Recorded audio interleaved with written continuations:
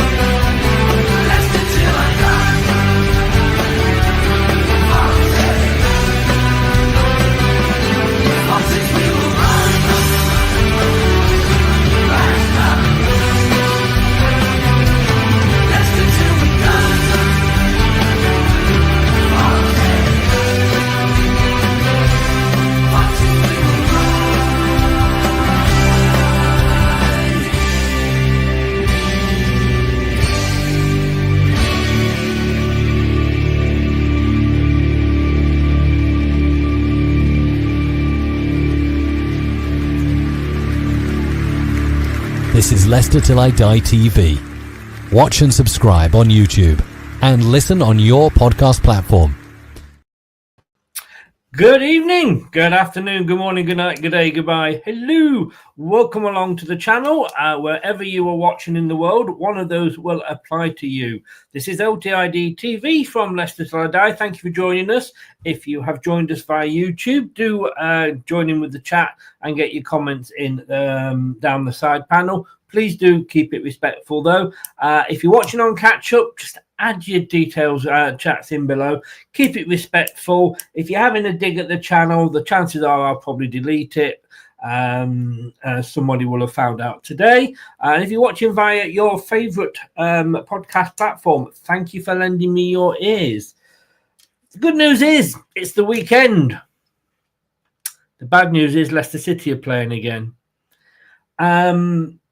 Now, I'm not saying, because I've got Lynn who's already posted saying that I'm very negative. I mean, Lynn says I'm very negative. She has never come back and said about anything I could be positive about. And I can't be positive when we're playing a team that's already beaten us 3 times this season. What chance have we got? What chance have we got? We've got 2 guests in today. We've got Craig, who will be representing Leicester, and we've got Rich. You'll know from his old channel, Rich Sports. He's renamed it. He's rebranded Red Devil United now. His Manchester United channel. There's a lot of general football stuff as well, so please do go out and follow him. The link is in the description below. And let's get this party started.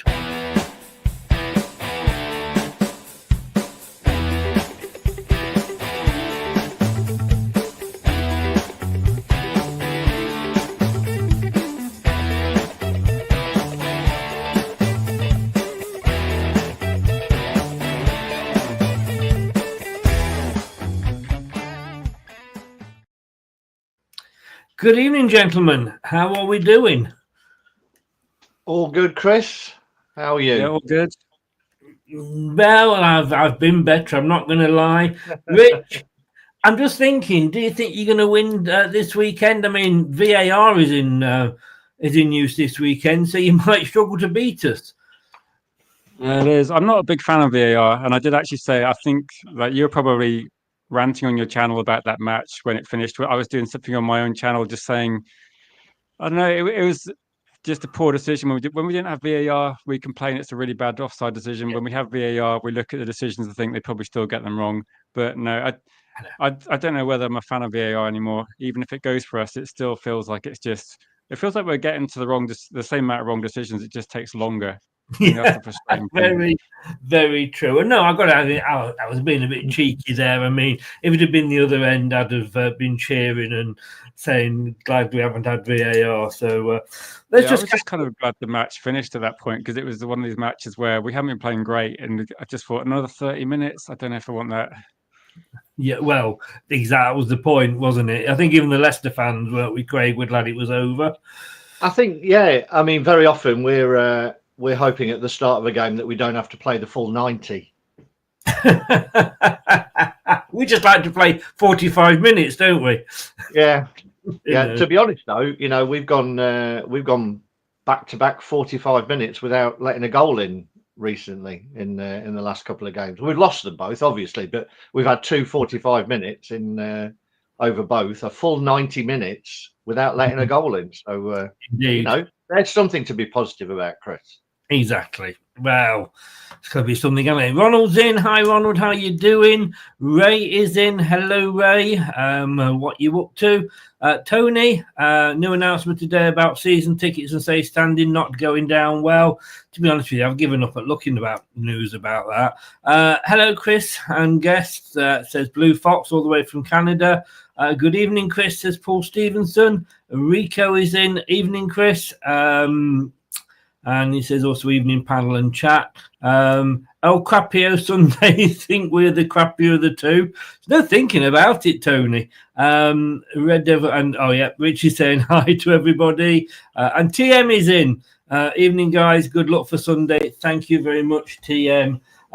She's a Spurs fan, and the fact that we beat you, TM, I don't know what that says about you, because we're bloody awful. And if you can't beat us in 2 games, something's wrong. Let me just obviously the details of the kickoff Sunday, 7 p.m. kickoff. What the hell is going on, Craig? I've got no idea. I don't think anybody's come out with a decent reason for that, other than, are they trying to avoid the Carabao Cup final going into extra time and penalties? Or I don't know, to be honest. There doesn't seem to be a proper reason for it. There does. I mean, Rich, look, there's 2 games on Sky on Sunday. Chelsea are playing Arsenal.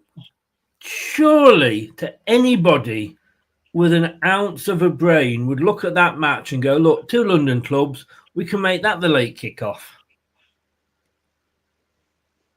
Makes sense, wouldn't it? When I was looking at, we played last night, so I was thinking, okay, when are we going to play on Sunday? And when I saw 7 p.m, my first reaction was like, oh, okay, 7 p.m. Yeah, I don't know.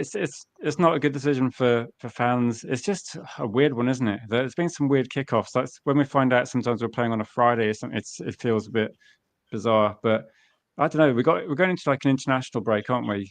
Coming up soon. Why are we scheduling matches like this? It's a bit strange. I don't know. It's another not the best decision. It's almost like it's all for the benefit of the TV and not the fans. I know that's a bit wild, and I've put it out there. But that idea from Craig. Yeah, it's clearly that, isn't it? It always has been that. For the more they divide fixtures, it's almost like you have to watch every match individually now, where you look at it and think, I quite like the last day of the season, depending on where you are in the league. But you actually get all the matches played at the same time, so you don't have to think where you are in the league table, what's going to happen tomorrow or the day after or 2 hours later. So it's annoying, but hopefully, I must admit, it's probably going to carry on, isn't it? Yeah, I must admit, slightly off topic, but I found myself watching less football this season than I think I have in the last 30 years. Is that just because we're shit?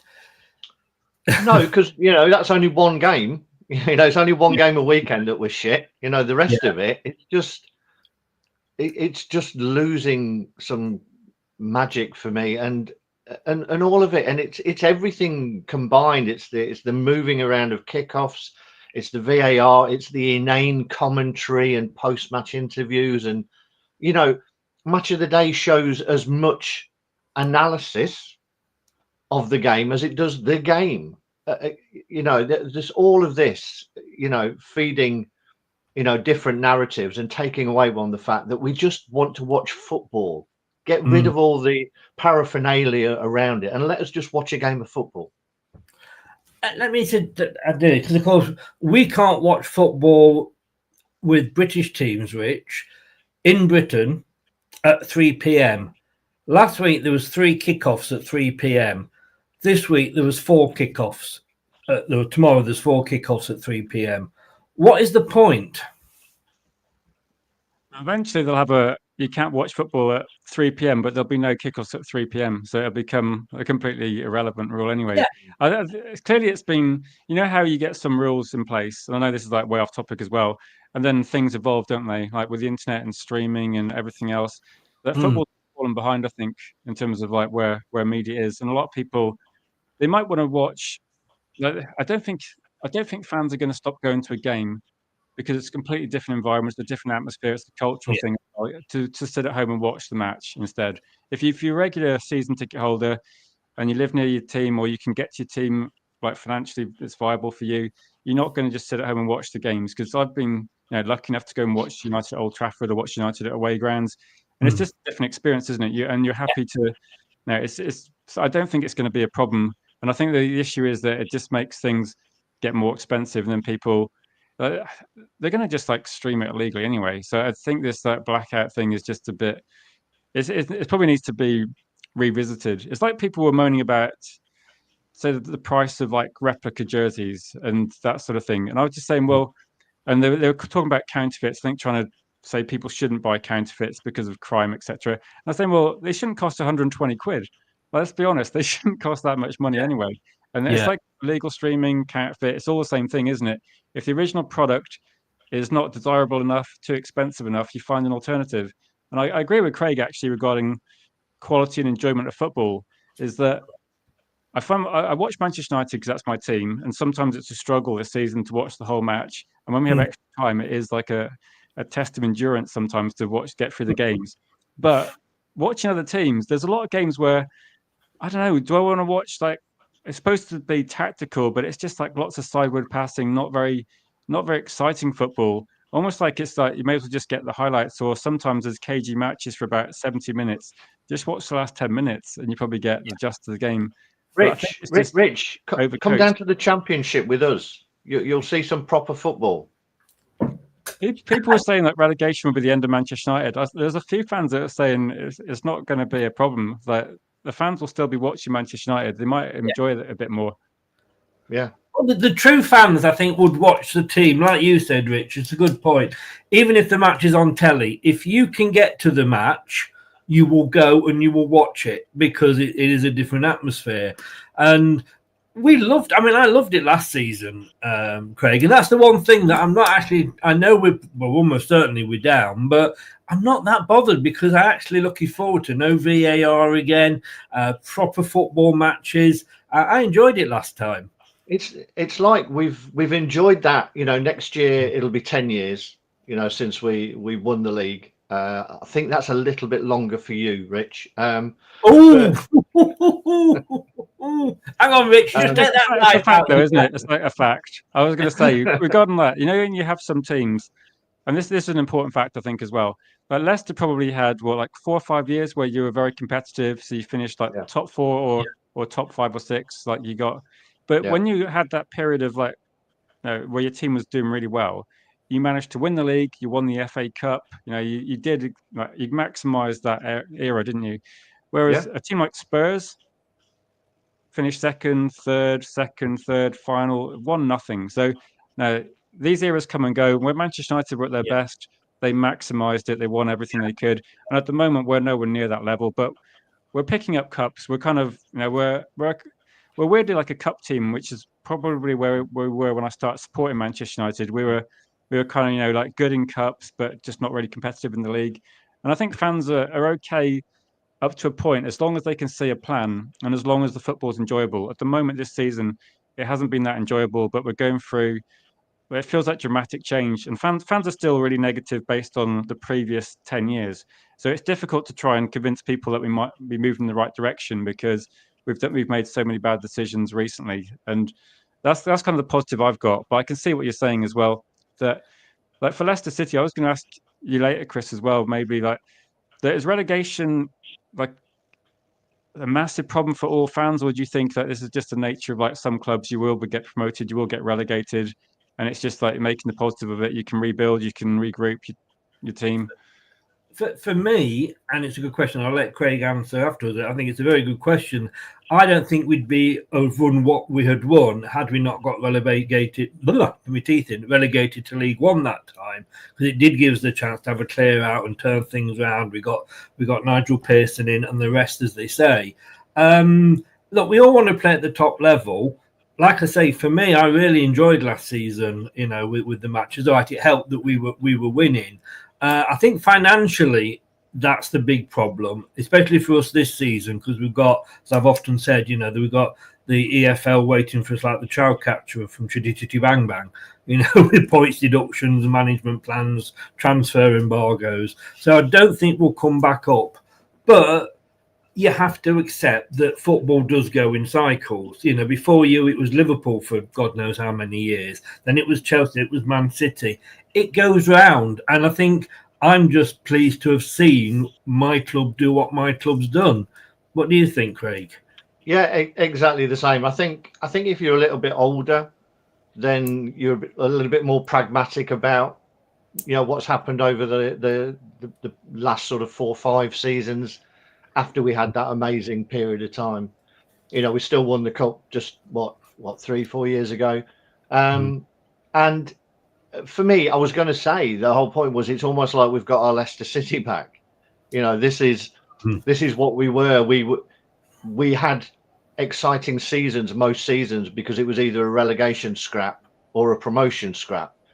So there was always something to play for. My sort of footballing nightmare would be 10 years of 14th. That kind of football does nothing for me, where you've got nothing to play for other than, we might get top half. And I think the realism has to kick in that outside of those with the mega bucks, although you can't even include Newcastle, and we've got plenty of money. The fact that PSR, PRS, whatever it is, stops clubs from spending money, it's just going to be more of the same. That those elite clubs are protected, and they'll do everything they can to stop any interlopers trying to come in and break it up. So we have to get used to the fact that it's going to be even more cyclical than it was. I think for the bottom sort of 6 teams, those that have been in there a while are going to keep getting the money and they'll keep investing in players, but it won't be enough to make, they may have a one season where they sneak in like Forest are doing this season. There may be that, but it's going to be a rotating, almost a mid table of the sort of bottom third of the Premier League and the top third of the Championship, who are just going to be rotating. I think anyway, whilst the current financial restrictions are in place to allow anybody to try and break through. Well, we have got a match, unfortunately, this this weekend. 4th time we're going to be playing them. We'll come on, We're going to come on to that later. Like I say, 7 o'clock kickoff, as you can see. I don't know why I keep doing this to myself. We'll be doing a watch along from 6:30. At least for the last game, Chelsea, I was actually reasonably enjoying the game for quite a while. The West Ham game, I actually couldn't see what was going on because I was spent most of the evening messaging my daughter. It was actually that bad. I got to say though, Chris, sorry, I don't know what it was like for you. There was large chunks of that Chelsea game where we couldn't see the ball because the sun was streaming in on Stamford Bridge on their end where they were kicking in, and the number of balls coming into the box and crossing, we just kept losing the ball. And not in the traditional way of Leicester losing the ball. It was just losing sight of the ball. Right. Craig, look, occasionally I like to throw a curveball at you and throw a bit of a quiz your way. And I think you'll probably be able to get quite close to this. How many minutes do you think it has been? And this will please Rich. How many minutes do you think it has been since Leicester scored a goal in the Premier League? Because we did actually get one against Man United in the FA Cup. But in the Premier League, how many minutes have Leicester City gone? It's an all-time record since ever. Goal. Let's say 780 minutes. Not quite that bad. It's almost as embarrassing. 543 minutes. Whether that will change this weekend or not, I very much doubt it. We are holding the record, Craig, for the longest run of home games without scoring a goal. Not just in the Premier League, but since the top flight was invented in any form. Do you think, just to show that we've got a sense of humour, on the scoreboard, we could just have that as a ticker? It just goes up every minute until we actually score a goal. Oh, I love it. I love it. In fact, is this home games or is this like in total? Because this that 5-4-3 is in total, and it includes first half and stoppage half, as first half and second half stoppage time. I don't waste my afternoons, Rich. I'll have you know. but just home games, is it? That's pretty bad. That's every game, but we do hold the record for home games. I thought we were pretty bad at scoring goals this season. Oh, I guess you'll get about 6 at the weekend, so don't worry about it. Look, we've had a laugh at us, so I think it's only fair that we have a bit of a giggle at Manchester United. I thought this bit would be coming. Yeah, well, you've already seen this thing, but there we go. Butlins are sponsoring you next year, aren't they? If Butlins can afford to pay us, I can't remember. I think it's like 50 million we're trying after. Then they're welcome. I don't think we really care who sponsors us at this point in time. We probably just want the money. I don't know what to think. If there are better pictures in terms of like how it looks, like it looks really good. It wouldn't be fun to put a decent picture up, would it? Let's be honest. No. I think a lot of fans. There's a mixture of fans that are outraged. There's also fans that look at our existing stadium that's probably had what I think they might have painted the tunnel. That's what they've done in the last 20 years, but it's clearly like got some issues. So yeah, I don't know. I think it's people complain if it's too boring, and if they do something a bit different, then they'll complain about that. So I just want Manchester United to actually get the project going. It's supposed to be a 5-year build, hopefully starting relatively soon. But no, there's going to be loads of negativity about it because it wouldn't be football if there wasn't negativity about any story Manchester United put out. And like I said before, we had the old foot spa, didn't we, Craig? Yeah, I mean, I've seen quite a lot of pictures of the new development, and I've got to say, there are some shots of it where it looks really cool. I think the fact that tent, expands across a wider area than just the ground itself, and creates these different areas where there can be events on with a lot of people watching. All of that looks great. What I'd be interested in, Chris, I don't know if you can do this, whether you can, while we're on air, run a poll to decide which is leakiest, Leicester City's defence or Old Trafford's roof. I'm not sure I can. I'll see if I can do that. Depends if you keep talking long enough over the next couple of slides. But look, let's get back to the game. And look, managers, I'm going to come to you first, Craig, because like I say, Leicester are the home team. Ruud van Nistelrooy. He changed it around finally, although as I did say on the BBC, too little, too late, possibly. Has it made you feel any better? It has. It's nice to see that the bearded, short-haired, dressed all in black look is alive and kicking. Amongst Premier League managers at the moment, they all seem to be coming off some kind of Bond villain conveyor belt. But yeah, I mean, you know me, Chris. We've done this show enough. I've been talking about us switching to a back 3 and a back 5 for over a month now. To try and make us a little bit tighter at the back, give us a little bit more protection. The biggest issue for me has been the lack of protection that our midfield has given, and there was a stat that came out in a report today, just to add to another devastating fact about Leicester City, is that we are the worst for second ball recoveries in the division, which does not surprise me at all because we are so slow to react to anything that comes out of our own box that the ball just keeps coming back the whole time. And I think fingers are always pointed at the defence, but I don't think they've had a lot of protection, to be honest. So yeah, I've been shouting for a back 5 and allow the wing backs to offer our width, whilst the midfield can shore up and offer a bit more protection to the 3. So I was very encouraged to see the lineup, and fairly encouraged in how it went for its first outing. We still need to be creating more chances and more proactive at the other end, but I thought we looked a lot more solid. Rich, Ruben Amorim, He's got to be given time. It's not all his fault. What's happening this season? How are the fans reacting to him at the moment? I think it's there's generally most people are positive regarding Amrin, and I think it's like I said, you got to give him a lot of time. I think some people might have been expected too much in January, but there's like financial reasons, but also it's very rare you actually get some good signings done in January because people don't want to lose their players halfway through a season. It's better to do all the main business in January and in the summer. So I don't think I was too surprised that we got a couple of signings in January, but not maybe high profile signings.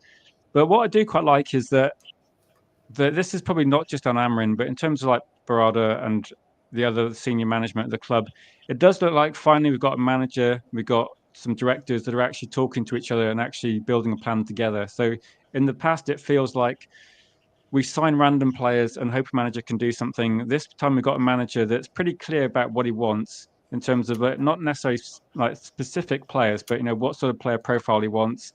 And also he seems to be quite keen on getting younger players in that we don't have to spend crazy money. I think a lot of people have questioned mainly the results because like results haven't been great. But if you look at our squad, there's a reason why results haven't been great. There's a few players that he's loaned out that we're having to manage without. So mainly attacking players like Rashford, Anthony, and like Sancho left at the start of the season as well. So you can like debate whether those players are important, but clearly we've got fewer players to choose from. I think Amrin's done like over well, like decent. I think considering like we're no worse than we were under Ten Hag, but it does look like he's taken a bit of a hard line towards some of the players, which I think people wanted to see. So what I think you'll find from Manchester United fans is a lot of players a few months ago were in my stream saying like sell every single player, and then as soon as we start talking about players being sold, people want to say not that one, not that one. So people were happy to see every player sold. As soon as Garnacho's linked to Chelsea, people are like, no, we can't sell Garnacho. And I was like, well, yeah, we can. Anyone can be sold. And I think Amrin's come in with like a fresh way of looking at things, and has just said like some of these players aren't good enough. We had Jim Radcliffe saying as well, which owners don't normally come out and say things about the players. No. But he's saying the squad's not good enough. Clearly, it's not. And we're seeing like players maybe struggle initially with what they're asked to do. And then there's been a bit of a learning curve on both sides, I think, with Amrin working out what's best for some of the players and the players that maybe trying to adapt a little bit. But, mid-season, it's not ideal. We don't normally sack managers that early in the season. So trying to get someone in November. But I think overall, last night was probably our best performance of the season. So yeah, I think if fans are like realistic, they will say that some performances have improved over the year. Okay, it's difficult to say because we're in the same sort of situation in the league, but in terms of what we're doing, I think there's some positive signs. I think clearly a lot of work's got to be done in the summer, and a lot of work's got to be done with the club overall as well. But he's going to have a bit of time, I think, as well. He'll have next season certainly. And if I was a fan, like which obviously I'm a fan, I'd say you got to be patient a bit because. As soon as we got Amrin as manager, people said we've got to give Ruben Amrin time. Okay, everybody, like 100% of the fan base was saying we've got to give him time. You fast forward 2 months, people are already saying, no, what's going on? No, people suddenly change their mind and go, look. I was going, no, you got to be realistic. You got to give people time. And I think what like when Craig was saying it's 10 years since won the league, I think there's been a lot of mistakes made in 10 years. And a lot of those mistakes weren't made by Jim Radcliffe. They weren't made by Ruben Amrin, but those are the guys now that have got to sort it out. And people are just like thinking, oh, why aren't we flying up the league? You go, well, we've got the same players. We can make good transfers, but you have to wait till the summer to get the majority of those deals done. And if you look at our squad now, most of the good players in our team are actually players we signed in the summer, like key players, like say Agate's a key player, Mazraoui. You look at like Yoro's a signing as well. And Aiden Heaven's only just played a couple of games for Manchester United. But it looks like we're going like younger, quicker, a bit more athletic, but also we're not paying, we paid 80 million for Maguire, as you guys like to remind me a lot of times when we first met. But, now we're signing like De Ligt, Mazraoui, and probably Aiden Heaven, Chido Obi-Martin, like from Arsenal's academy. They're all less than 80 million combined. So hopefully we're learning from our mistakes and like trying to do things properly. But you don't undo 20 years of like mismanagement of a club in like one window, do you? So for me, I'm kind of patient because we've been run so badly. I'm giving these people a chance to actually turn it around. And I know people won't give them time, but most fans, I think, most realistic fans will probably say, look, let's see where we are in a year's time. Like, we're not going to change it in one summer. Yeah.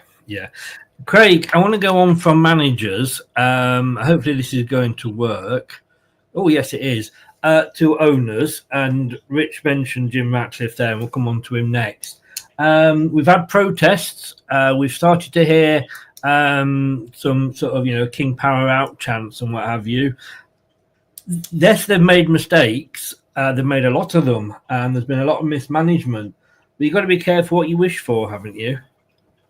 Yeah, I'm happy with our owners. Not necessarily happy with all the decisions they've made, but this is a guy who has suffered a lot of personal tragedy. Had to not pick up just the football club, 2 football clubs, but also the business that his father had successfully ran. So there's been a lot on his plate, and he has had to devolve a lot of the power down to those below who, let's face it, I've struggled a bit. It was interesting to see what Maresca came out and said last week about the hierarchy at Leicester City. But no, one thing I was going to say about us, going down to the Championship, twice in 3 seasons, is we have a chairman and an owner who will continue to invest, who doesn't at the sight of a little bit of disappointment and underperformance and us going down, say, right, I'm throwing the towel in, let's look and sell. This is a guy who's in it for the long haul and will continue to support the club, whatever division we're in. And I really believe that. And I'm not sure there's that many of those owners around at the minute. So yes, he's made some poor decisions. Yes, the people around him have let him down, but I would be devastated if he walked away or we sold it. And talking of going down, I can't confirm this, but a few people have said on chats, whatever, if we get relegated this season again, that's another record we're going to hold for the most relegations. Not sure whether that's from just the Premier League or from the top flight, but it gives us the chance to, extend our record of having the most Championship wins. Indeed. We don't want, we're only 1 above Man City, and if they get relegated, we need to put some gap in that. You can't win those unless you go down. This is very true. Oh, every cloud, Craig. Exactly. Rich, you've probably seen this. I haven't seen it all, to be honest with you. But so Jim Ratcliffe, like you say, he's come in. He's taken over. Well, he's got minority shareholding, but he's running the club. At least he seems to know what he's doing. But some of the decisions he's making, and obviously he's just done a podcast or a show with Gary Neville. And one thing that struck me from the bits I've seen was Gary Neville was talking about this money that they've stopped. Was it 400,000 or something for ex-players? And Gary Neville turned around to him and said, well, couldn't you sort of have just had a question and answer session and charge receipts or ask the players all to donate £1,000 or something? And Jim Ratcliffe turned around and went, that was never put to me. Surely if you're an owner of a business like that, with his experience of running a club, he would have thought about that, surely. I think there's been like a lot of, there's probably been loads of things that, like Jim Ratcliffe, there's so many decisions made that I don't know how many go through him. There's like issues with tickets that how much they've been charging for certain tickets, that putting the prices up. There's issues with, I think, Alex Ferguson, the money they were paying him, like money to ex-players as well. I think concessions, redundancies at the club. There's all these different things as well, and there's clearly a lot of fans looking at it from the outside. Obviously, we don't have all the information, so we just see the headlines, and a lot of the headlines are there to evoke negative reactions as well, to try and get people angry and people interested in reading it. So when he was asked about, so I can comment on the things I've heard him talk about regarding, I think one of the tickets things was they hand out some tickets, they give tickets, and there's obviously concessions for some tickets. And I think the tickets had come back because the people didn't want them. So say if you got a concessionary ticket, they hand them back, then they sold them on for face value. So he was saying something along those lines. So I think it wasn't many tickets. It was like less than 1,000, or it's 500 out of the stadium. But then on the face of it, it does look bad when you see about how many redundancies there are and about cutting money from certain things as well. There are also stories I've seen where Manchester United they've closed offices in London that are just not longer viable. And I think if you have that individual small stories, people go, okay, that makes sense. And I think there was a body language expert that's apparently paid 180k. I don't know if that is real or not, but these little stories where you look at it and think there's definitely some wastage here. And I'm not saying that the redundancies are not needed, but no, like I can't sit here and say they were too far, or they were, because maybe they've come in and we know the club's been run badly. So it's no surprise if someone comes in and tries to run it properly, there might be dramatic changes. And I've worked in companies where there's been mergers, or for whatever reason, they've wielded the axe, so to speak, and people have left, and there's been people aren't happy, but at some point you have to make these decisions. I think with the ex-players thing as well, there's got to be ways of doing it. I think the Alex Ferguson one made the news as quite a big story, but apparently the truth with that was that he spoke to Alex Ferguson and said, look, we're going to have to make some redundancies and tough decisions, and we probably have to discuss the money we're paying you. And Alex Ferguson probably wasn't very happy, but Alex Ferguson came back and suggested they don't pay it and he'd walk away. So I don't think that was them taking, that was Alex Ferguson going, okay, it's not feasible for him to take that much money out of the club. People get angry with the player contracts, but they're legal obligations which you can't get out of. So if you agree to sign a player and pay him a certain amount of money, people say, oh, why don't we just get rid of Casemiro? You can't get rid, you can't break the law and sack a player, can you? And it's not because Casemiro's done anything wrong. It's because you gave him a contract that was too generous. That's we know all about that at Leicester, giving out generous contracts. I don't think he can win at the moment. Like, no. If you had a view of Jim Ratcliffe where you thought, I don't trust him, he's out for himself, don't trust Ineos, watching the interview wouldn't have changed your mind. If you take the view that you think Jim Ratcliffe needs some time, he's doing the right decision, the interview wouldn't have changed your mind. I don't think people seriously can watch that interview and expect Jim Ratcliffe to call out the Glazers. He's a minority shareholder hoping to acquire the club. He can't say anything negative about the Glazers. He's not an idiot. It has to be. So I don't know. I'm being cautiously optimistic, but also people don't like Gary Neville either, because Gary Neville is going to be involved in, I think, the committee that's looking at the stadium, or there's lots of people involved in it, isn't there? And that's the problem. People are just suspicious of everyone at the moment.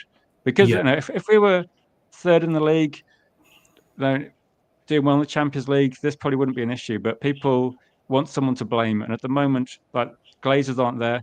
One thing you could say positive about Jim Ratcliffe is he's doing interviews. He's been asked the questions. The Glazers have spent 20 years at the club. I can't remember them actually saying anything apart from maybe a press release every decade when we protest about something. No, I agree. My one thing I'd say there is I can't believe you're shutting your London office down. That's 90% of your fans that are going to get hit by that, isn't it? Oh, sorry, cheap shot, but one that I couldn't resist. So sorry, Rich. Last time out, we just lost it. I mean, that to us was almost like a win, wasn't it, Craig? Chelsea won, Leicester City 0. Do you think it is too little too late? I mean, it's compared to the match before. I mean, we've got the gentleman that goes to the match that does our official man of the match and rates the team. He didn't, for the first time, Alan Bennett, he didn't give against West Ham a single mark. He said it was a 0 for the performance. Against Chelsea, he gave a 7. West Ham, and we said every week, it can't get any worse next week, can it? And yes, it did. But have we turned the corner, do you think? Yeah, I think he was a little bit harsh on that West Ham one, because there were two or three players. There were 2 or 3 players who played okay in that game. You cannot say that Mavididi, for instance, or Christensen deserved the same score as someone like Vestergaard. And that's basically what you've said. They were all bad as each other. Their positives might have been cancelled out by other people's negatives. Yeah. And this was a team as a whole. Yeah. But he doesn't do it as a whole. He gives players individual marks. Oh, no, he doesn't. No, that was Alan, when he does it, goes to the match, he just gives one for the whole team. Yeah. You don't There's agree? definitely an improvement. Yeah. You know, I mean, you could see an improvement. And for me, as long as we can maintain, I know this sounds weird, as long as we can maintain what I would say a 6-point gap to Wolves, with the others still being around with us, then over these next few games, which are a tough run of games, and to be honest, nobody would be expecting us to get many points anyway.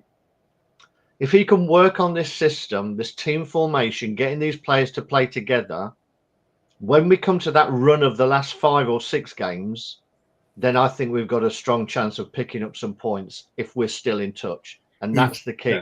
We are literally just hoping that Wolves, you know, while Cunha's missing, and how come yet again it all goes very quiet on Mr. Cunha, like it did when he got sent off before, and his appeal and this, that, and the other allowed him to play against us, and then he didn't get anything next. He's done it again, and he's just getting the same as someone who would have got sent off for stopping an attack, you know, and committing a professional foul. Because the Premier League want to punish Leicester, they couldn't get us with PSR, so they're making sure we go down. It all stinks. But my point would be, if we're in touching distance, and by touching distance, because we've still got to play them, I think. No, we played them.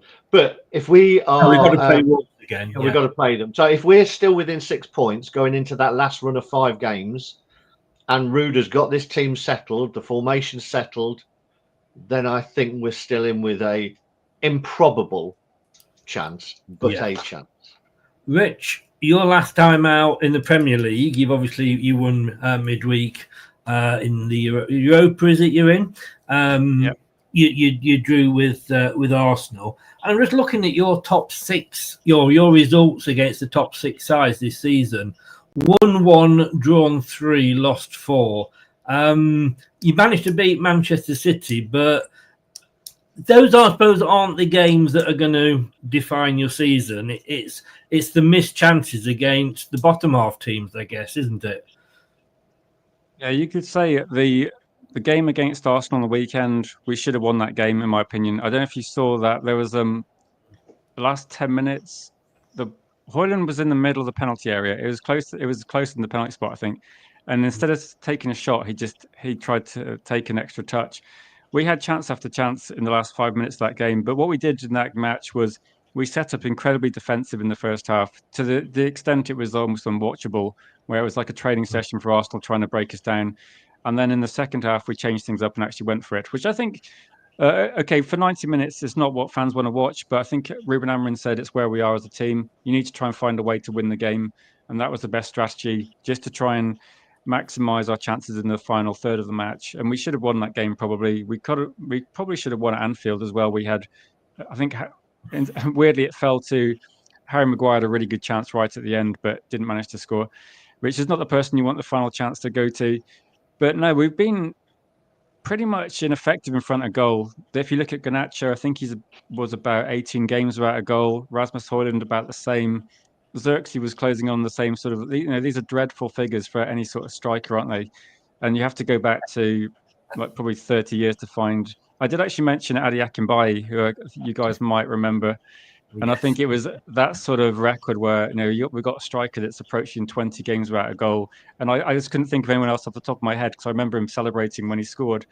So I was just thinking, is this historical bad for... And actually, Van Nistelrooy was supposed to be our attacking, striking coach. So, I mean, he didn't do great when he was at us as a coach. No, he doesn't do great on a lot of things. But like I said... So I was just going to say that, you're setting up in a defensive fashion. We're setting up in a defensive fashion. This has got all the hallmarks of like a Premier League game of kabaddi, where everyone just holds hands and then they'll send out like a lone striker to just get into the opposition half and then retreat. Yeah, it could be interesting. But anyway, we've met actually 4 times this season. It's not looking good there, Craig, is it? I mean, 5-2 in the Carabao Cup, 3-0 in the Premier League. Of course, let's not forget there was those 2 games that got Rude the job at Leicester. And, of course, we did put up a better thing at 2-1. But we're bringing them to our place. Surely Exactly. it's going to be... Of course it is. You know, the fortress. Yes. The fortress with the Man United leak in it, yes. Yeah, it's about as strong as the ruins of Lady Jane Grey's house in Abbey Park, I think. That's our fortress at the moment. I mean, I think of all the games in this tough run that we've got, this has got to be one that we're not, I wouldn't say confident, but there's an opportunity to get something against a team whose confidence is a little fragile. You had a great result in the week, but very similar to Spurs, you can then throw in a shocker the following week. It's that consistency as the players and the team come to work out what Amorim wants from them. And I like Amorim as well. I think he'll be great for you long term, to be honest. But as the players do it, you know, you're going to have ups and downs, and hopefully a lot of his eggs at the moment are going to go into Europe, and we can sort of put in a better performance based on what we did against Chelsea, and at least have a really good go at you. I would like to think so at home. I think we need to show something at home more than we're going to do score predictions later, Rich. But looking at that, you've got to be thinking, as I would in reverse, if the positions were reversed. But you've got to be looking at it and thinking, yeah, this is going to be 3 points for us. You know, if you say Casemiro hasn't scored for 4.5 years, this is the game he's going to get a goal in. You know, Onana is going to suddenly turn into sort of, you know, prime time Zeno Doff is off in this game because it's Leicester. Zeno Doff? Zeno Doff? Zeno's off, I meant. All right. You've got to look at this game, haven't you, in terms of like when people were talking about us saying, are we in a relegation fight, which I never know. But because it's one of those seasons where, say, like Leicester, Southampton, Ipswich, that no one's really picking up points, are they? And you made this comment as well, saying about if Ipswich were within 6 points of Wolves, and I think you actually got to play. No, sorry, Leicester. If you've got to play Ipswich, you've got to play Southampton, you've got to play Wolves. So you get to play all those 3 teams towards the end of the season anyway. So you've got a good chance of actually, at least it's in your hands possibly, where you're going to play people around you. But I think with Manchester United this season, we're struggling to score goals. Like you put up like the 5-2. I think that might have been Van Nistelrooy's first match in charge. And I think with that one, we just went out all out attack. And we played pretty open in defence and just thought, okay, we're just going to try and score as many goals as possible because we've been playing quite negative football under Erik ten Hag. I mean, the 2-1, we talked about the farcical decision as well with VAR, but I thought, you know, we actually looked like we're finishing that game quite strongly as well. This game, I don't, you know, if there's going to be a game against Leon in the Europa League when we resume fixtures after the break, and that would be a really bad time to play us because we've got to put all our eggs in this basket. I'm wondering with this game, there's a few decisions that are kind of forced on us, with like Dorgu being suspended and a lot of players being out injured. So I don't think we can really heavily, like Amorim said he's going to rotate, but I was thinking with what? Like what are you going to rotate? There's like a limited amount of players to choose from. So the team almost picks itself. I think we've got to be confident, haven't we? One thing that's probably not great for you guys to hear is that defensively we've looked a lot better recently. We've been quite almost like, if we want to set it to be boring and be hard to beat, we can do that. But I don't know if you guys have points enough for you. I think for Manchester United at the moment, given our league situation, obviously a win would be great. I don't know what position we're aiming for in the league, but you know, if we're going to be moving up the league a little bit, at least it is, I think it's £3 million prize money per position. So there's definitely stuff to play for. I think what we're going to see this season for us is really Amorim trying to test as many players as possible, particularly the younger players like Chido Obi, Aiden Heaven, Yoro, and just try and get, you know, maybe like see it as an extended preseason, but also when Europa kicks in again, we're going to probably see, trying to maximise those performances. Playing you when you've got a Europa League game coming up, but that wouldn't be Leicester's luck, would it? Craig, I mean, these are our strengths, weaknesses, and style of play. I'm actually got to say that the fact that we've got something on the strength side is actually a bit of a relief. Weaknesses, finishing scoring chances, very weak defending against attacks down the wings, I mean, look at all those weak areas. Avoiding fouling in dangerous areas. Well, we've got that phase, haven't we?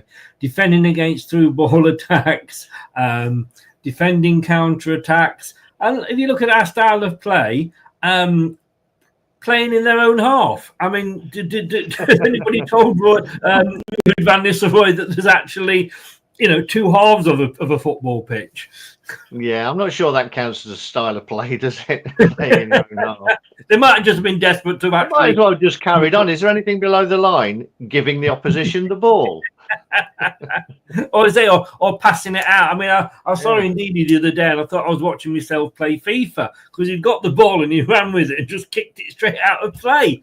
I mean, I don't want to worry anybody, but if you have a look at the Man United, there's a lot of Man Uniteds there, isn't there? Look at that. It's very strong shooting from direct free kicks. We know who that's going to be. Protecting the lead, stealing the ball from the opposition, creating chances using through balls, attacking set pieces. Your style of play, it says, is attacking down the left, taking long shots, short passes, attempting through balls often. But apparently you like playing in your own half as well. This could be a very boring game of chess. And you've actually got some weaknesses as well there, Rich. Just the three. Finishing scoring chances, avoiding fouling in dangerous areas, and area duels. Would you agree with all of that? I would say definitely. Our main weakness as well, I'd say, defending corners, set pieces, because I think we're level with Southampton or Wolves. We're at the top of the table for goals conceded from corners, so that's our weakness at the moment. It depends on whether it's usually highlighted against teams. So like Arsenal scored 2 goals from corners. I think even Fulham scored their goal from us against us from a corner. So we're really bad at defending corners. That's been a weakness. I don't know if we've really addressed it either, but we've conceded about 11 goals, I think 11 or 12 goals over the season. And it's up there with, it might be in Southampton and Wolves, but in terms of that, we're dreadful at that. I think strengths though, like they may as well just put Bruno Fernandes as a strength. Bruno Fernandes can take free kicks, he can create, he pretty much keeps things ticking.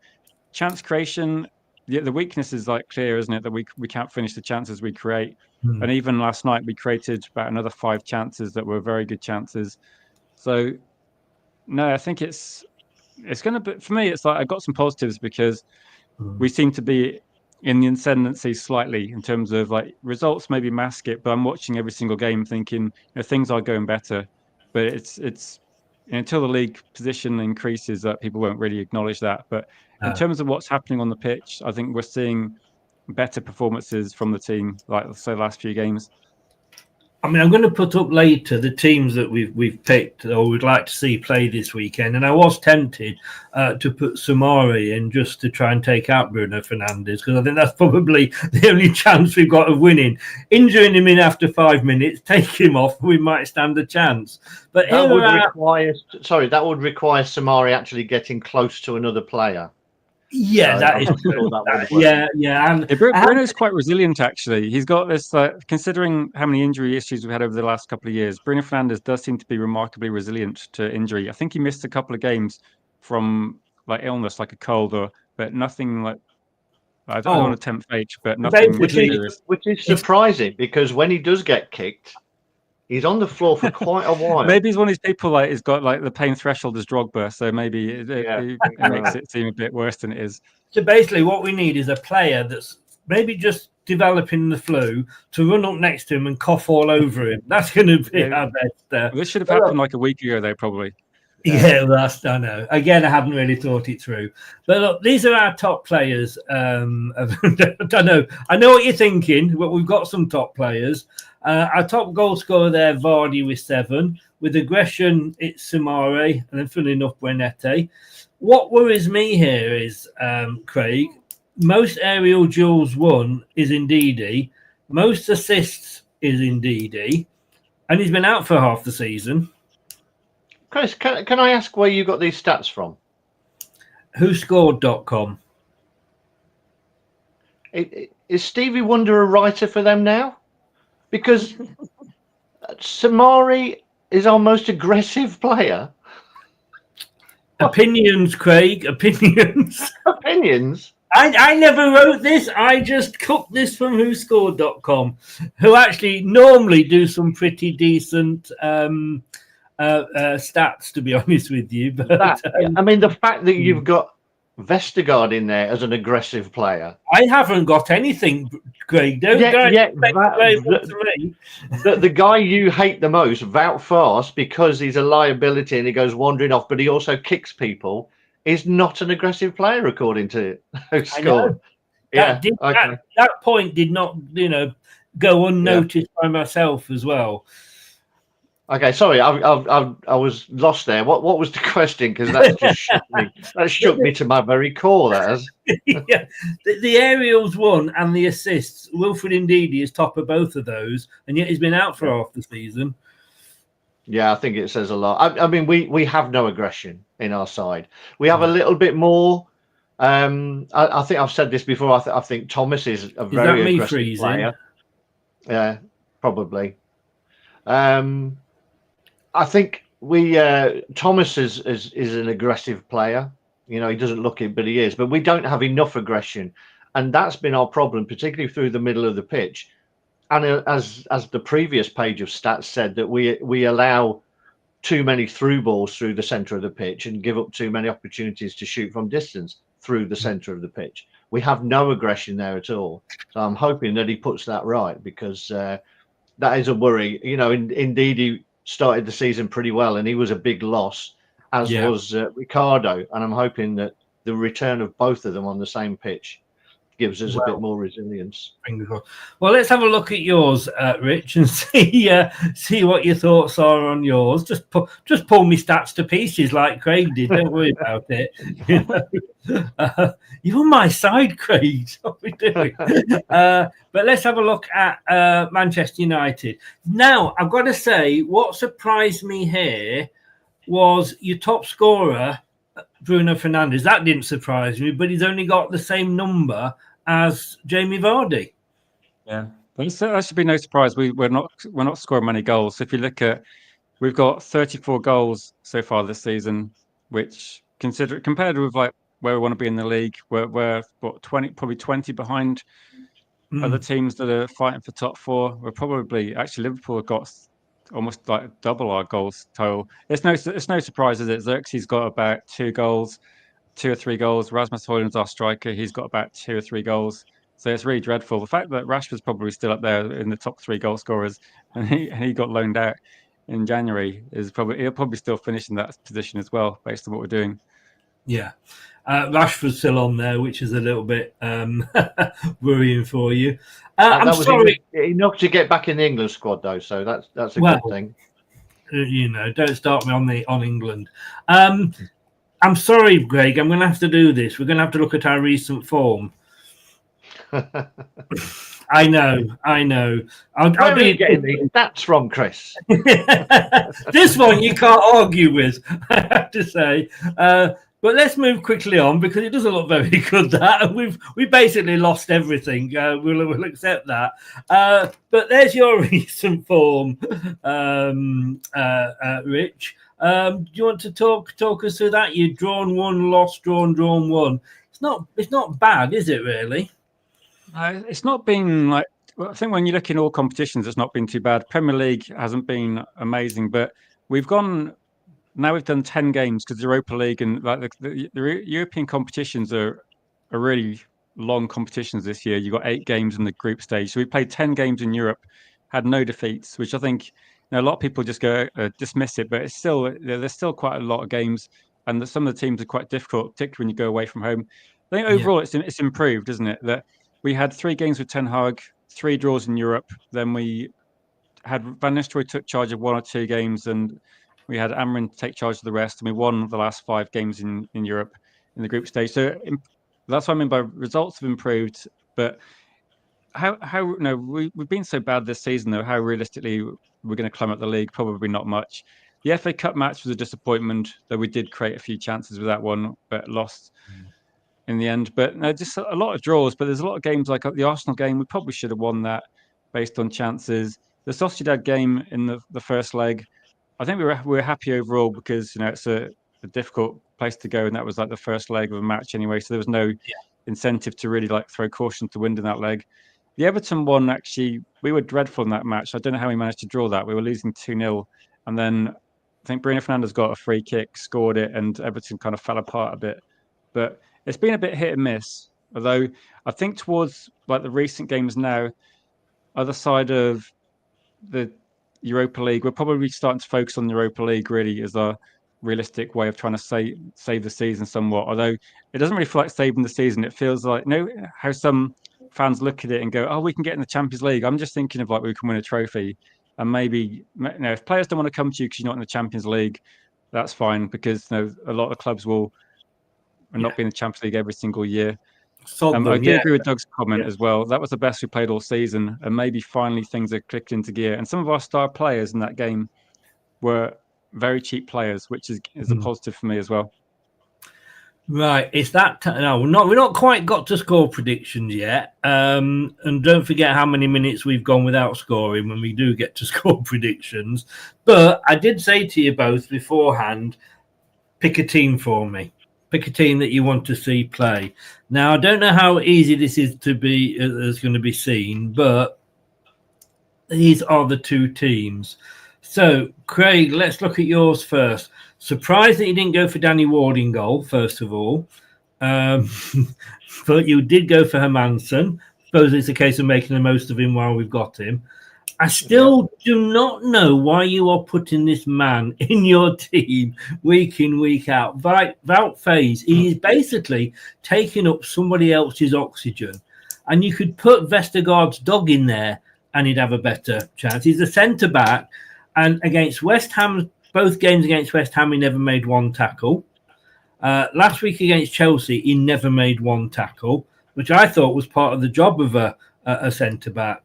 But I agree with the two you've gone there, Cody and Thomas. You've done, again, 100% agree with you. Let's put Justin back on where he can play and actually play a right back at right back or right wing back. Have you ever thought about doing that, Rude? Just an idea of playing players where they are. Ricardo, you've got back in with Ndidi. I've gone a bit this way because this is the way that we know that Rude said he's going to go. Bonete behind our two prolific goal scorers. And I'm sorry, if you want to just go off and change your underpants, Rich, because you've shit yourself in being scared with our front two. We've got, Laurel and Hardy up there, Daka and Vardy. Talk me through that, Craig. Well, I thought Fast had a decent game against Chelsea, as good as anyone else in the back line. I thought they were all pretty solid. I'd be interested to know if anybody else made any tackle. What about the others? I can find out for you. Yeah, I don't think there'll be a lot. Football isn't a game of tackling anymore. It's about standing in front of someone, stopping them getting by you, or blocking a shot. There's very few tackles in football these days, as it showed with Samari being our most aggressive player. That's probably because he tackled someone. The left side was a bit of a debate, to be honest, because I like Christensen. I think he gives you a lot, particularly going forward in this formation. His engine is unbelievable. He gets forward and he is a good crosser of the ball. And I think that's something we may lose by putting Justin there, to be honest. I think he'd have to cut back in on his right. But, I think Koulibaly has done well enough in the little snippets that we've seen to deserve a run. And I think Thomas probably a little bit stronger as a part of a back three than Christensen would be. And I think the thing with Fars, I think it was a better performance from Fars last week because it was a 3 and he's got someone like Cody. Michael, that's just not true, is it? Unless you've only seen one game. Cody, I think Cody was in there, talks. He's not the greatest defender in the world. No. But he works in a back 3. He worked in a back 3 when he was at Wolves and had a really good season, and they look very strong. But as a back 3, when you put him in a 2, he gets isolated, he gets drawn out of position. Okay. Again, another friend of Stevie Wonder. So I think Cody helps the 2 alongside him and will probably keep Fars on a tighter leash, to be honest. For me... Sorry, carry on. Yeah. There's talk of Ricardo coming in as in playing a back 4 again, and Ricardo being an inverted right back and coming in.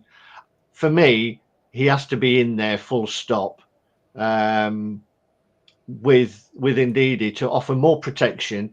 He's defensively minded, but he can also see an opportunity to get forward. And I think we've been missing that from midfield. Someone who's prepared to run with the ball or run as a support to the ball. I think when you got Samari, Ndidi, Winks, none of those are really liking to get forward when they're playing in a more defensive role. And I think Ricardo gives you the engine to be able to do that. It was a toss-up 2 minutes and he had a shot. But yeah, that's how, you know. Nice. Yeah. It was a toss-up between El Canus and Buonanotte. El Canus has been a little bit disappointing the last couple of weeks for me. Whether that's because he's not. He was quite man of the match against Chelsea. I love football. I love the different opinions. Canus was man of the match. Yes. By whom? What, officially? No, me. Oh, okay. There you go. No offense, Chris, but for me, we've seen him play really well. He's not affecting the game in a positive way. He's not creating chances. He's not having chances. He's trying things in the wrong areas of the pitch at the minute, giving the ball away. And the most disappointing thing for me against Chelsea was his reaction when he lost the ball. It was a little bit half-hearted. And previously this season, he's been one who gets all over and he tries to win the ball back. And he was just a little bit leggy for me. So I think, bring him on as a sub. And I think, football is becoming more of a squad game these days. And you look to your starting 11 is nowhere near going to be the one that finishes it, because you have players who are going to come on and make an impact for 20 minutes here and there.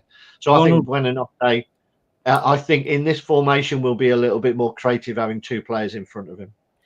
Ronald says there, and look, if you watched the show a couple of weeks ago, we actually did pick our worst 11 of all time. I mean, I did get Faze in there, but that was a bit of a, you allow me a Faze if I allow you a, I can't remember the guy's name that you picked. I had never heard of it. It was Gregor Stevens, who you hadn't heard, you couldn't remember. Yeah, Gregor Stevens. We kind of had a sort of, I'll let a Faze for a Stevens sort of thing. Yeah. But I'll have to borrow that idea, Chris. The international break, I'll have to borrow that one, because based on recent, the last 10 years, I think Manchester United could definitely put a lot of in recent memory. We wouldn't have to go too far back to put our worst team out. We'd probably do it from the last couple of transfer windows almost. Somebody did say not just putting out the current team, but we did find plenty. Just to go back before I bring your team in, Rich, just to go back to you, you did ask there, and I did this for the weekend review show. Wout Faze, no tackles. Connor Cody 2, Luke Thomas 4, James Justin 1, and all right, Victor Christensen 0. So interceptions 0. He did have 8 clearances, but he did also give away 3 fouls. On the other side, of course, though, looking at Daka and Vardy up front, yes, Vardy had 1 shot, Daka had none. But then again, they need to get the ball, and we don't seem to like passing to our centre forwards. No. Now, your team, Rich, talk us through your team. So I think that if I'm right in saying this, that Onana's our only available goalkeeper at the moment, which is keeping him in the team, because he hadn't been great until last couple of games has been okay. But I think a lot of fans wanted to see Bayern, but he got injured. Our back three is probably based on injuries. That Martinez is a long-term injury. And Yoru recently picked up a knock, it wasn't playing midweek. And I don't think, for me, I wouldn't rush him back either, because he's had some injury issues since he's joined us. So that's why I put Lindelof in there. In no way would I normally want Lindelof to be in my starting team. But I think that long-term sensible plan, don't rush Yoru back if you can help it. And also, normally Mazraoui would be featured in the back three, but Dorgu's suspended. So we just don't have a lot of options in our squad at the moment. So with Dorgu not being able to play and trying to play a wing backs, Mazraoui and Dalot are going to be the best options we got for those positions. And the rest of the back three, Aidan Heaven, I think we only signed him for about $1 million from Arsenal's academy in January. He came on for, I think, half the match on the weekend against Arsenal, looked really good. And on the basis of that, started the whole match against Sociedad. He probably got done in the first 5 minutes, but grew into the game and looked really strong last night. So I don't see any reason why he's not going to be playing a lot of matches. While we're talking about your defence, no Maguire. Is Maguire injured? I think Maguire's a doubt, to put it that way. So with a doubt, I just thought he probably doesn't play based on why rush him back. But I would probably just because of the match, it is like I wouldn't be rushing any players back, which is No. something we've done in the past. But Lindelof's available to play, Aiden Heaven and De Ligt are available, so that's my reasoning. Agate was on the bench last night, so I was thinking he might start in this game because Agate, Bruno Fernandes is probably our best option.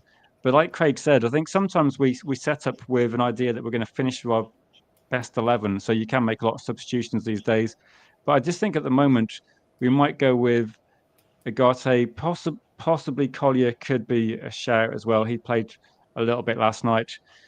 But I think otherwise Bruno Fernandes has to be sorry for putting it. I really like Collier. I think you've got a player there.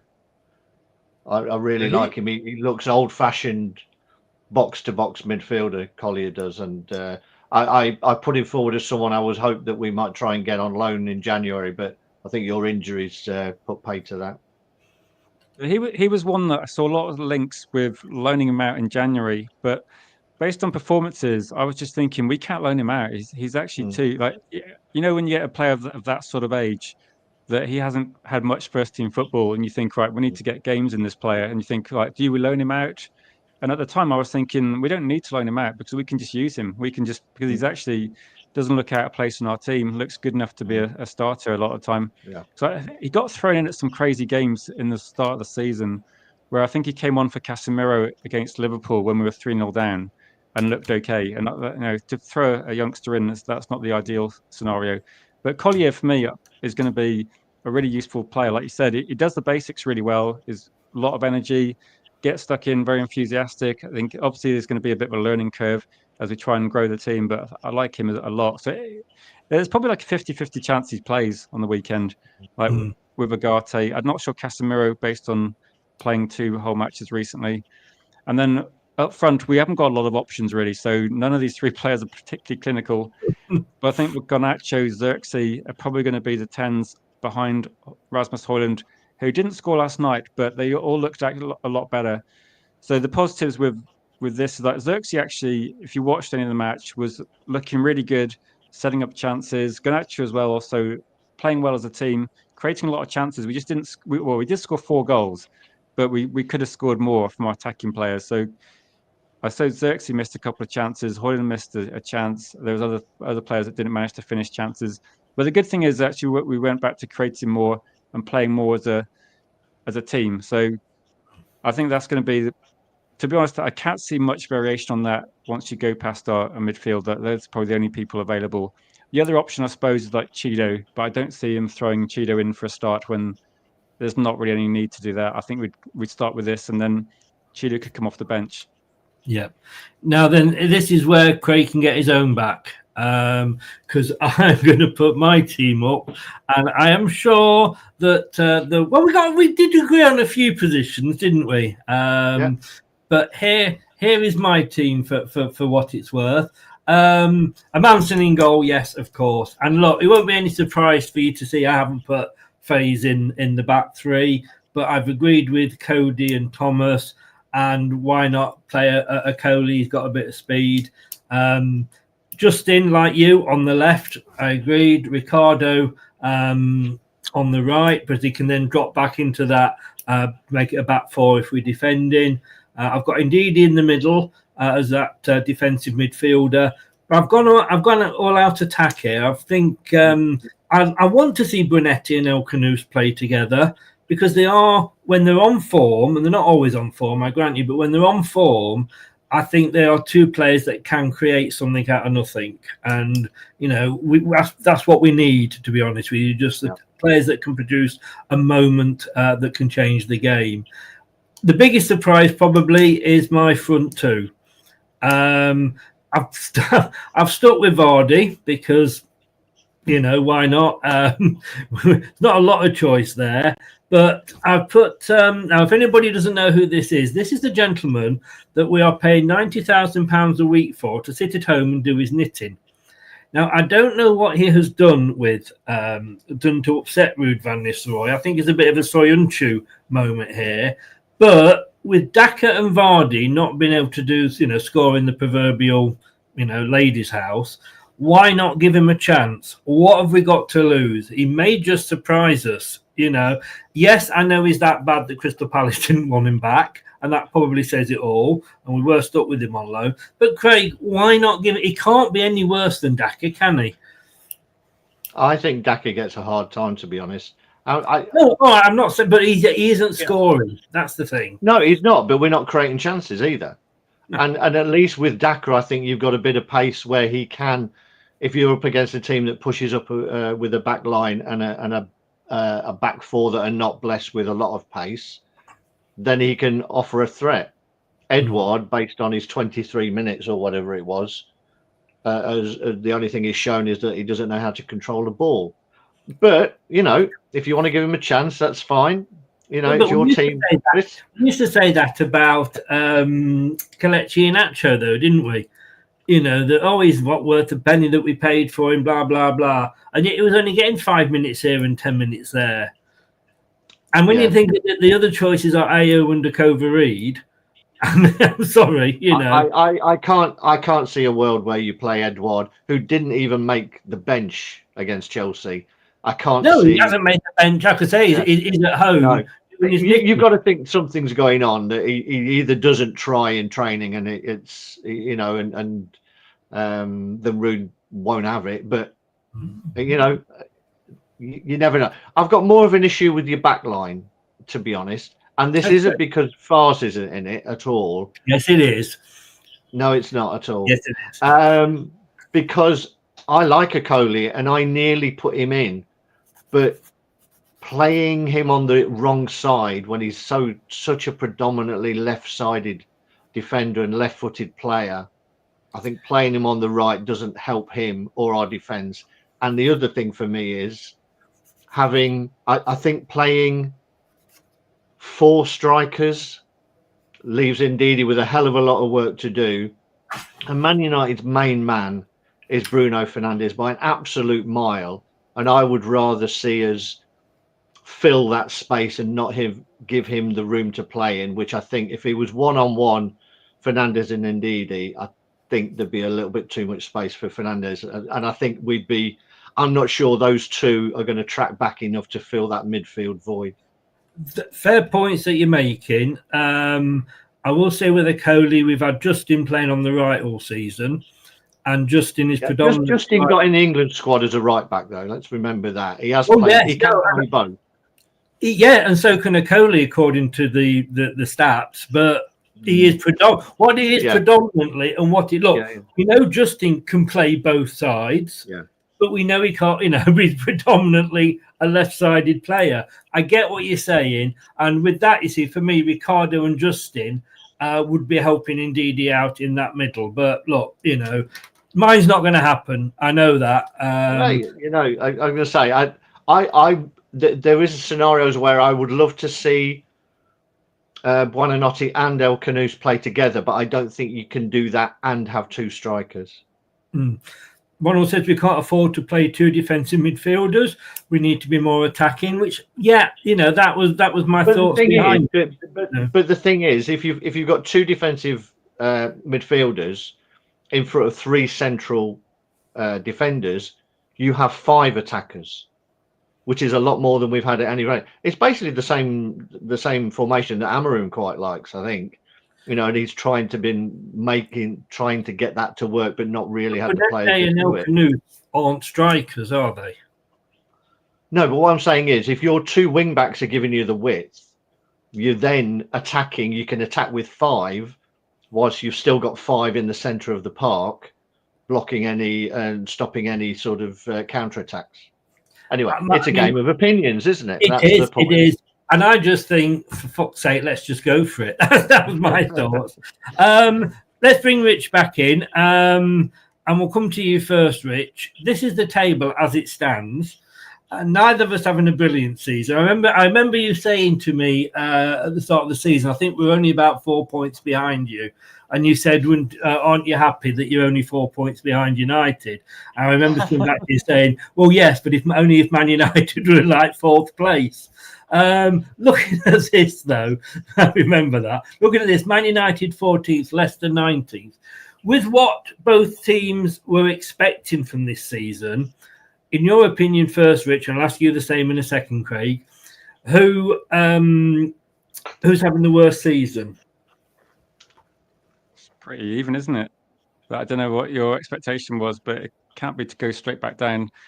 Manchester United, we're clearly like league position wise, we're having a bit of a disaster, aren't we? But we've also run our third manager of the season, which is a bit unique for us. What's weird is that it's probably one of these weird seasons where if Manchester United have actually got a couple of better results, we'd probably be similar to Aston Villa. And there's not a great deal of difference between the leagues. Like we've been watching.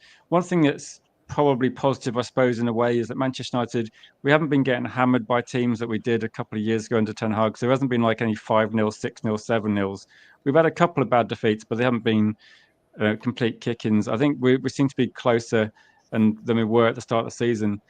But clearly, it's a terrible one. I would say for me, I was expecting Manchester United to be Europa League level this season. I wasn't expecting like us to be top 4. I was expecting us to be going for like maybe like 6th, 7th, that sort of situation. So we're probably 7 places lower than I thought. Yeah. Maybe we're having a worse season overall, because I'd have probably put Leicester in like maybe like similar to where we are, thinking I thought you'd have enough to survive, but I didn't know enough about your squad. But I'd have probably relegated Ipswich because they got promoted twice. Southampton got a weaker team. So I would say we're probably having a worse season based on my expectations. I think for us, Craig, we were expecting a points reduction at the start of the season anyway, weren't we? So that would have been, at least we could have blamed that if we'd got that. But who do you and Craig, sorry, I've sent you a private chat, by the way. Okay. But who do you think is having a worse season compared to what they would have expected? I think I would agree with Rich. I think Man United, I would think in the best case scenario, we're probably 10 points shy of where we would have hoped to have been by now. Whereas I think Man United, you're probably looking about 15 points worse off than you would have hoped to have been, which would have put you around the face, maybe getting on the edge of it. So in terms of a points haul rather than a position in the table, I would think it's just Man United. I think regardless of the position, I think your points haul, you got to be disappointed with that, and you've got to be a good 12, 13, 14 points shy of where you would have hoped to have been at this stage. Whereas us, with the best will in the world, I think if we were sitting on 27 points now, we'd be quite happy. I think we'd be ecstatic. I tell you about happy. Again, we've got to do this. I'm sorry, Craig. But score predictions. I don't want to say anything, Craig, but I'm hot on your heels, I believe, in the prediction league. I'm up to 5th. I'm getting a nosebleed. I haven't said, because I haven't seen the tables, and I've not been catching the show, so I don't know where I am or what I'm doing. I definitely don't know what I'm doing. That's well, hey, opinions, but with that one, I'll agree with you. Yeah. So let's go to you first. And what is your prediction? Well, it's quite clearly for a team that's got someone like Bruno who's firing on all cylinders, and a team that can't score. It's a 2-1 victory to Leicester. Where are the goals coming from? From my very attacking and very, very well balanced lineup. Did you have attackers in there? I'm trying to think. So you've gone 2-1 to Leicester. Yep. Man's a fool, as Eric Morecambe used to say. Rich, can you see it going any other way than a Man United win? I've got to back Man United. Like I backed Manchester United against Sociedad last night. I felt like, even though there was a lot of negativity, I thought we'd win that game. Hopefully that's not taken too much out of us. We looked like we were playing well, and I think we're going to see most of the players playing again on the weekend. But based on we played Leicester 3 times already, haven't we? And I thought that the games have gradually been getting closer. Like the FA Cup match was quite a bad match, I think, overall from our point of view. I think Manchester United win this, but close. I don't think it's going to be one-way traffic. We're not scoring a lot of goals. Probably our best case scenario is if you push for a win and open up some space, then that could be the best thing for us. We seem to be better away from home than we have been at home this season. So a bit more space helps people like Bruno work some magic. I'm going to go for a 2-1 Manchester United win, though. And I'd probably have to put Bruno as a goal scorer. And it's probably a coin flip for the rest. I'd like to see Højlund get a goal if he's going to get any sort of run going, because we can't play Chido-Obi in Europe. So he has to be playing in Europa League matches as well. So that's what I hope. But I think Bruno is probably going to be the most likely goal scorer. Okay, so also, what did you go for? 2-1, did you say? I'm going to do 2-1 to United. 2-1 to United, yeah. Okay. Tony says defeatist. We had the possibility of getting 47 points.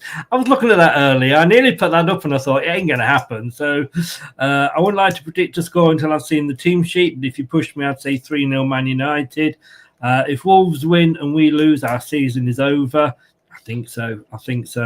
Before.